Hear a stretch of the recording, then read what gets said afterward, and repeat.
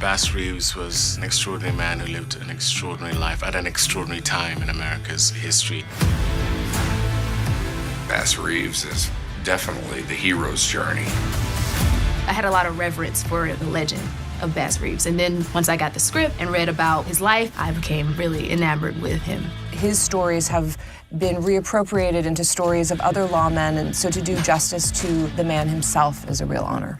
You never hide your own story from the world, because then you rob the world of what you're here for. The story of Bass is incredible. From slave to one of the greatest lawmen that ever lived, and as the legend goes, the inspiration to the Lone Ranger.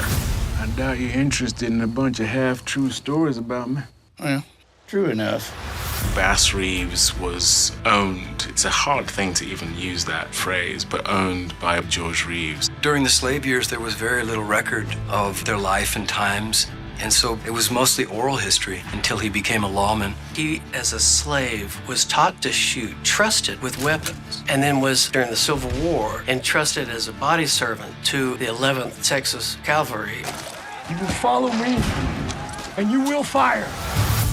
I was astounded to know that black men were forced to fight for the Confederacy against the very men who were fighting for your freedom. He became a fugitive and escaped to live out the rest of the Civil War in Indian Territory. It was actually Seminoles who sheltered him because there was no stigma of being black. So he learned their language, and being able to communicate with them paid dividends when he was a lawman, and so they would entrust him. When you meet Bass, you meet him as a man. And as the story progresses, he begins to turn into the myth and the legend. He made history as the first Black deputy U.S. Marshal west of the Mississippi River. You've got miles to ride. Godspeed the horses. He was hired by Judge Parker. Judge Isaac Parker deployed black men because a lot of white men refused to go into the Indian Territory because it was just way too dangerous. Out here, there ain't no laws, only outlaws. Bass was quite famous for disguising himself in the process of arrest. He goes to great lengths to ensure he gets his man and then no blood is shed in the process. He preferred nonviolence, preferred to preach to them, to try to save them. Black, white, or red, we all just men.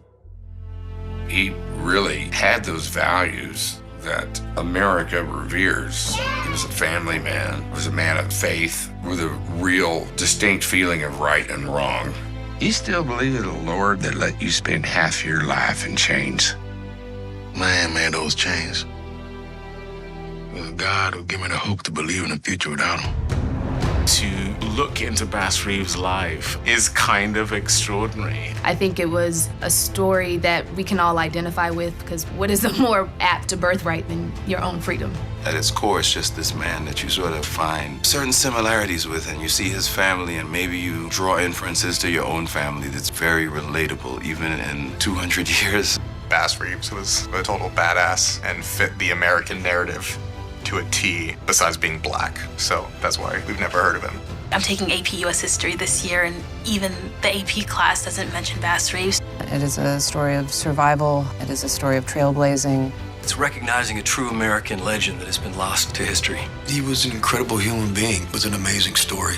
Our national story is incomplete without his story. I'm excited for people to see the man, the actual man, the blood and bone human being behind the legend. I'm the sword and the shield. I'm the shepherd of the flock.